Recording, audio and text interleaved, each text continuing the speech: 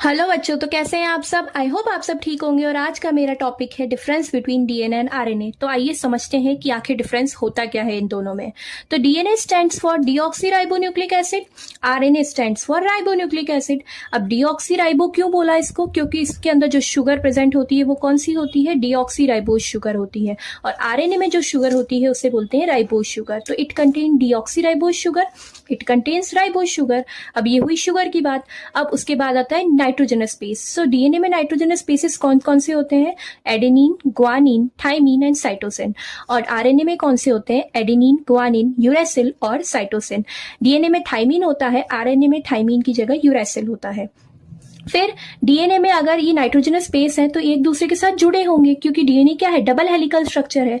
तो एडेनिन जुड़ा होता है थाइमिन के साथ थ्रू डबल बॉन्ड, और साइटोसिन जुड़ा होता है ग्वानिन के साथ थ्रू ट्रिपल बॉन्ड। पर आरएनए में क्या होता है, थाइमिन नहीं होता। तो एडेनिन जो है थाइमिन की जगह किससे जुड़ा होता है, यूरेसिल के साथ थ्रू डबल बॉन्ड, और साइटोसिन तो ग्वानिन के साथ ही जुड़ा होता है थ्रू ट्रिपल बॉन्ड।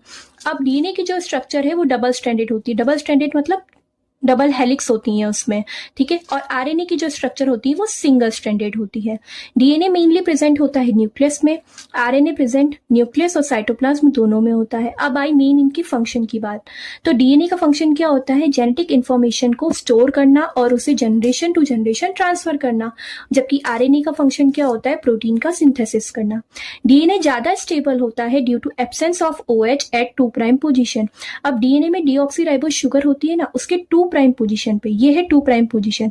तो 2' पोजीशन पे OH की जगह H प्रेजेंट होता है, जो इसे लेस रिएक्टिव बनाता है। जबकि आरएनए में 2' पोजीशन पे क्या प्रेजेंट होता है, OH। तो इसी वजह से डीएनए जो है आरएनए से ज्यादा स्टेबल होता है। तो दैट्स ऑल फॉर टुडे। यही था difference between DNA and RNA. अगर आपको मेरी वीडियो समझ आई है तो इसे लाइक करें, शेयर करें और मेरे चैनल को जरूर सब्सक्राइब करें। Thank you so much for watching.